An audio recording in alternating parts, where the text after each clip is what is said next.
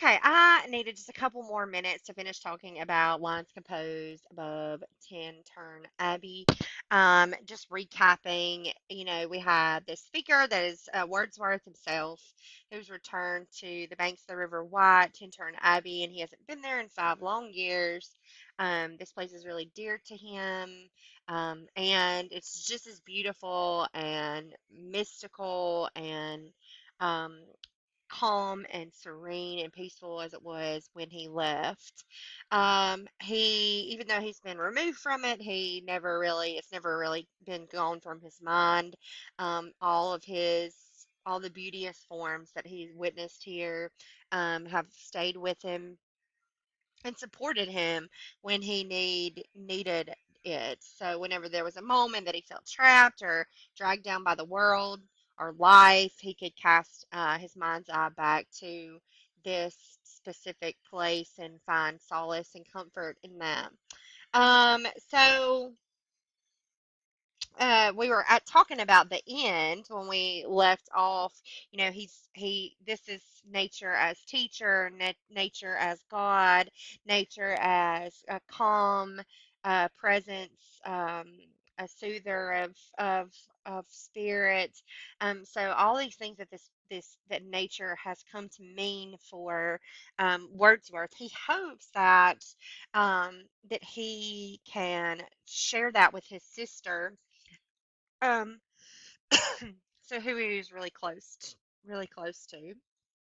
And it becomes clear here in that final stanza that he's been talking to her the whole time. She's on the banks of the river with him, and he has been attempting to explain to her. Sorry, I get the hiccups sometimes when I talk, which is always fun. So I apologize. So it's trying to explain to her why he is like the way that he is, and all the things that this place has meant to him, even in his long absence, and how it continues to be like a place of solace and comfort for him.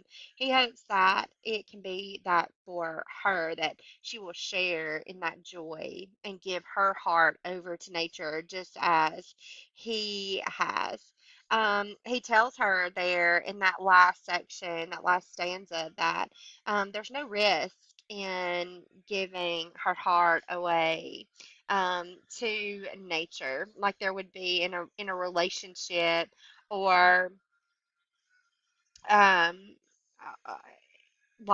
uh, there's no risk involved. It can't break your heart. It can't shatter your faith.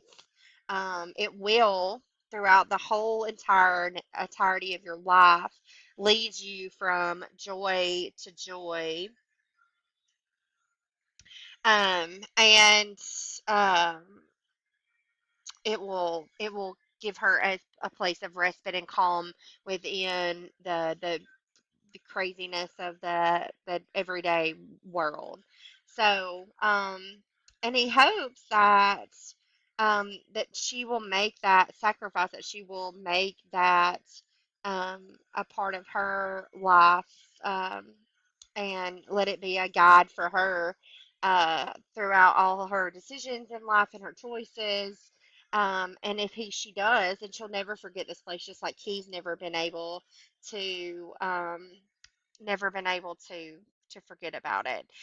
He talks about too here at the end, um, if he dies, that this place will continue to.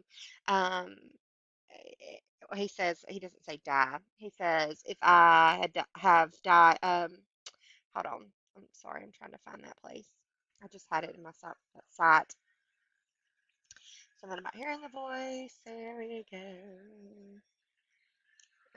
It says, and if I should be where I no more can hear thy voice, nor catch from thy wild eyes these gleams of past existence, Wilt thou then forget that on the banks of this delightful stream we stood together, and that I, so long a worshipper of nature, hither came, unwearied in that service, rather say with warmer love, oh, with far deeper zeal of holier love. Nor wilt thou then forget that after many wanderings, many years of absence, these steep woods and lofty cliffs, and this green pastoral landscape, were to me more dear, both for themselves and for thy sake.